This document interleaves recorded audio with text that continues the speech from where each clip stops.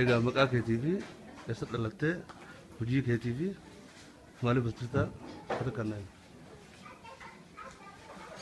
Maqaan koo Weellistuu Kadijaa Hajiin jedhama. Yookaan aadaa bareedaa kan ittiin hawaasni uummannis na beeku jechuudha. Dhaloonni koo Arsii. Naannoo Gujjaattiin dhaladhee guddadhe aanaa Xiyoo keessatti. Amma kan jiraadhu Finfinneedha. Guyyaan har'aa kun guyyaa gammachuu anaaf guyyaa gammachuu guddaati.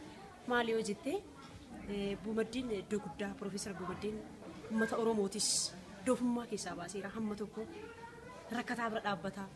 Obbo Buumaddiin jechoota na hir'ata waan dubbadhu.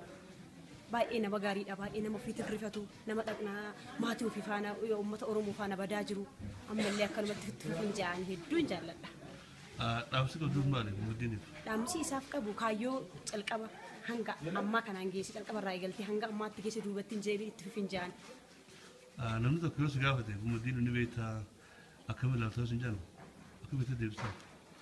Muddiin inni beekanii akka inni itti ilaalu Muddiin jechuun nama uummata Oromoo kolleejjii iddoo adda addaatti Oromiyaa hundarratti saaqee barsiisee doofummaa keessaa baasuuf tattaaffatu waan ta'eef ani Muddiiniif iddoo guddaan qabu.